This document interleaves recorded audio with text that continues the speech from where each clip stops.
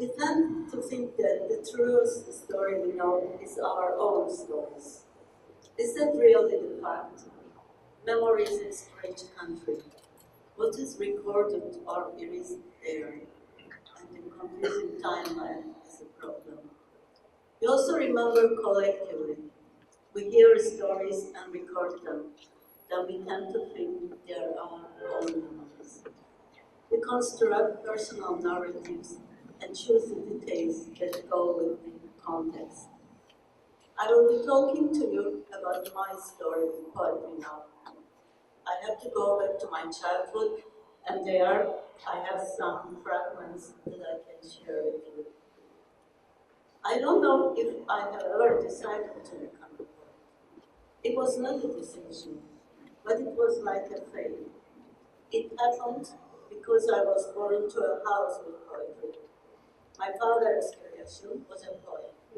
With my mother, Janet, they had a love affair during their teenagers. Many years later, when my father sent his father Neshe to my grandfather's house to ask his permission for his son to marry my mother, he was refused very harshly.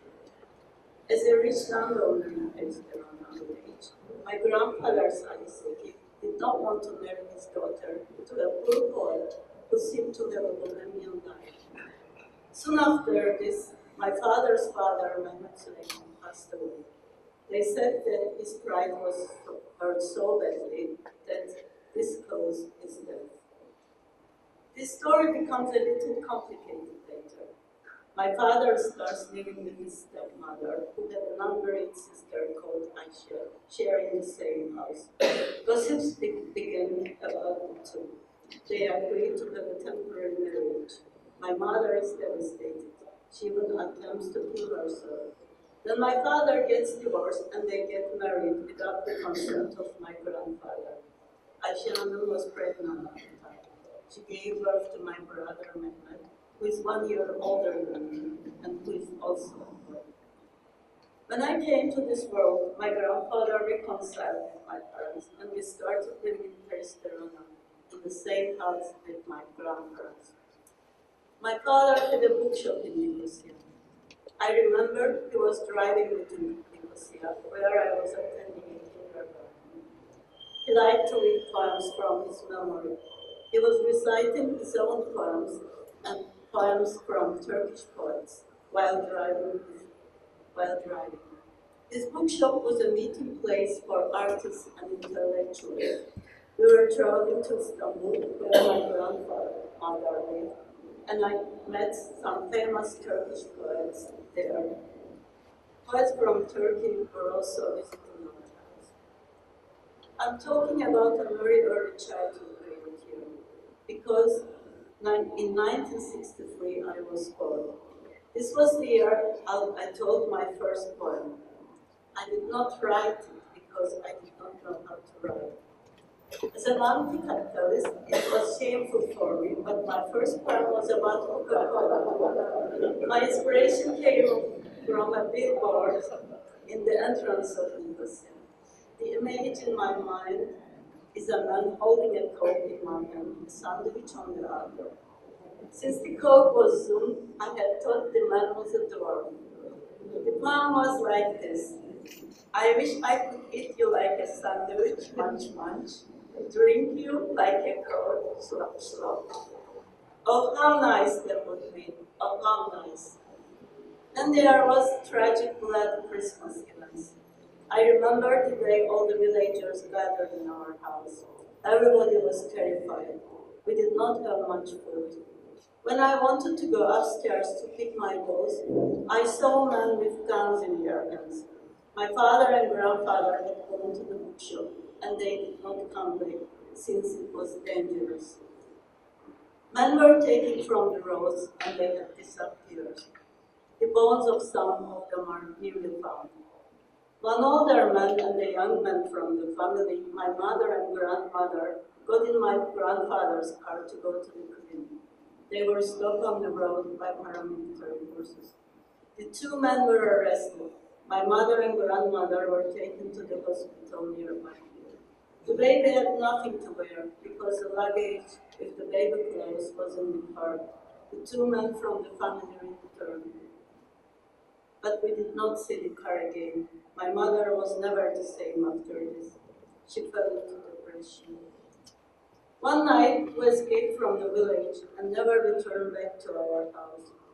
After 3 years in the enclaves, we started going back to the orchard of my grandfather. We were watching our house from a distance from there. It looked sad, did not have doors or windows. Only once we entered the village with the insistence of some guests from abroad. I never forget the moment my mother saw her furniture in one of the houses with an open door. Until a few years ago, people from Kasteliotissa kept bringing the things from our house. Vases, plate sets, antique pots, rings. They said they had just taken them for the sake of safety and planned to give us back one day. In those years, animosity, hatred, feelings of revenge were all around. I was subject to nationalistic education, and my father put his poetry in the service of nationalism. He became known as the national poet of the Turkish Cyprus. I was the one who was asked to recite his poems at the national ceremonies at school. As a refugee girl, I was thinking that all the evil that happened to us was because of the bad Cypriots who did not want to share the island with us. Sometimes we were going to visit some of my mother's friends who were left as widows with children in a young age. The scars of the recent violence were all around. Then I experienced the invasion in 1974, which changed the whole paradigm in my mind. I saw terrible things happening to Greek Cypriots. I realized that evil does not have a nationality. We were given a Greek Cypriot house in Kasteliotissa to replace the house we had in Kasteliotissa. I never forget the moment we entered this house. The owners of the house were staring at us from the photographs on the wall. I thought we were like thieves.